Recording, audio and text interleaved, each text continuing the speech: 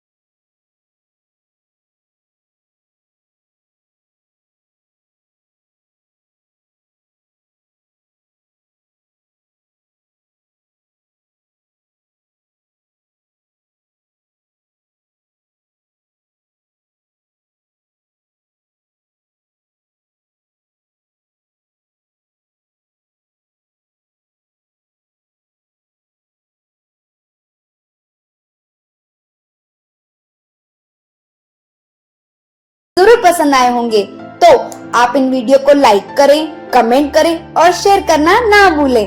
और हर रोज नई वाणीवार वीडियो देखने के लिए आपको हमारे चैनल को सब्सक्राइब करना पड़ेगा, इवन बेल आइकन को क्लिक करना पड़ेगा और नोटिफिकेशन फॉर ऑल करना पड़ेगा, ताकि आपको सभी वीडियो के नोटिफिकेशन मिलते रहें।